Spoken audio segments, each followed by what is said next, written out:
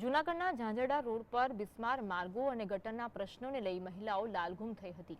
Road પર ચક્કાજામ થતા વાહન વ્યવહાર ખોરવાયો હતો। અનેક વખત રજૂઆત કરવા છતાં નિરાકરણ ન આવતા મહિલાઓ ત્રસ્ત બની। ઝાંઝરડા રોડ પર રસ્તા મુદ્દે સ્થાનિક મહિલાઓએ ધારાસભ્ય સંજય કુરડિયા અને નગરસેવક હિમાંશુ પંડ્યાના હાય-હાયના નારા લગાવીને પોતાનો રોષ વ્યક્ત કર્યો હતો।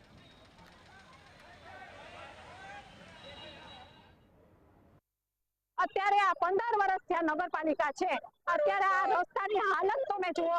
થોડી વાર થાયતા ગટર વાળા આવશે, થોડીક વાર થાયતા પાણી વાળા આવશે, થોડી વાર થાયતા ગેસ લાઈન વાળા આવશે। બધાય ખોદીને વયા જાય છે। આમાં ગેસની લાઈન લીકેજ 2 વખત થયેલી હતી। હવે આમાં જવાબદારી કોની? આમાં અમારા ગટરના ખાડા એટલા મોટા છે કે એમાં બધા કેટલી વખત કેટલા છોકરા પડ્યા છે, મોટી ઉંમરના હોતે પડ્યા છે। તો આમાં જવાબદારી કોણ લે છે? આ લોકોએ 15 દિવસ પહેલા રોડ ખોદી નાખ્યો, પછી પાણીની બધી પાઇપલાઈન તોડી નાખી।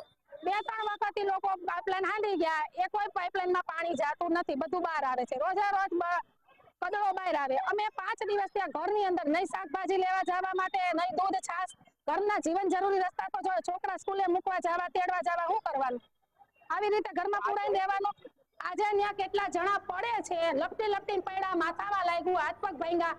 તો આનો જવાબ શું કરવો?